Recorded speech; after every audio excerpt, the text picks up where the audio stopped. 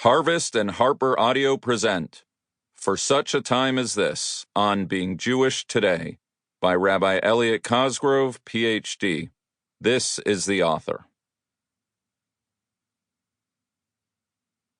In honor of my parents, Gabriel and Malcolm Cosgrove, who instilled in me a love for Israel and the Jewish people, the ability to think critically, and the importance of always putting family first. Do not imagine that you, of all Jews, will escape with your life by being in the king's palace. On the contrary, if you keep silent in this moment, relief and deliverance will come to the Jews from another quarter, while you and your father's house will perish. And who knows, perhaps you have attained to royal position for just such a time as this. Esther chapter 4, verses 13 through 14. Introduction. The Wake-Up Call.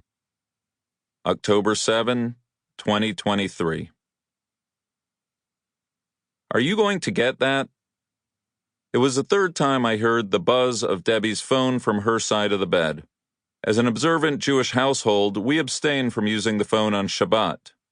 As a congregational rabbi, I will get the occasional emergency call about pastoral duties that require my attention on the Jewish day of rest. But for my wife, Debbie, to receive a pre-dawn call on Shabbat was unprecedented. It was her sister Nancy calling from Israel.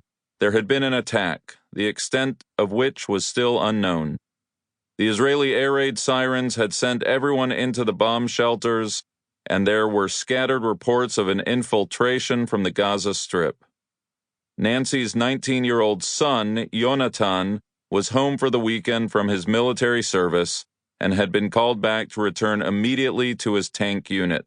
I listened to Debbie's hushed side of the exchange between sisters. "Tell Yonatan we love him," I called out, "and are proud of him." In the hours, days, and weeks to follow, we would learn not only the extent of the horrors but also their duration.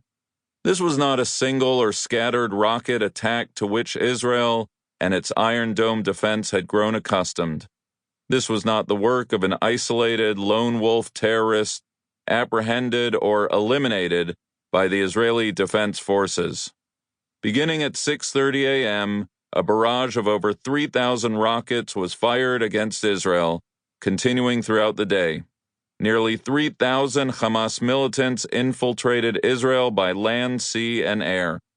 They breached Israeli security in about 60 locations, a terrorist assault including acts of murder, rape, and hostage-taking. It would take hours, amid the chaos and confusion, for Israel to launch a counterattack.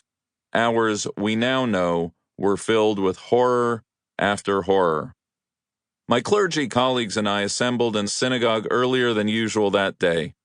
There were both a bar and bat mitzvah that Shabbat morning, and it was also the penultimate day of the fall Jewish holiday season, a season beginning with Rosh Hashanah, the Jewish New Year, followed by Yom Kippur, the Day of Atonement, followed by the festival of Sukkot, Feast of Tabernacles, and culminating in Shmini Atzeret and then Simchat Torah, days given over to appreciating the blessings of life and the renewal of the Torah reading cycle, darkly ironic considering the events unfolding in Israel.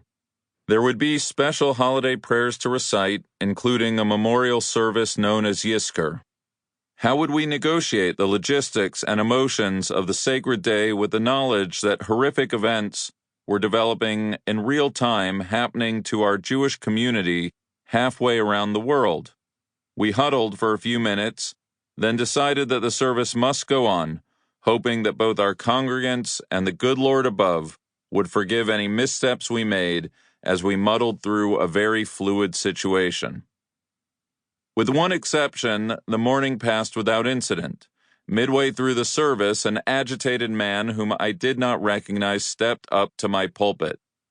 Given the tensions of the day, not to mention recent memories of synagogue attacks in Pittsburgh, Poway, and Colleyville, the exchange was, in retrospect, very scary. Park Avenue Synagogue is a high-profile community, a flagship congregation of 2,000 Sample complete. Ready to continue?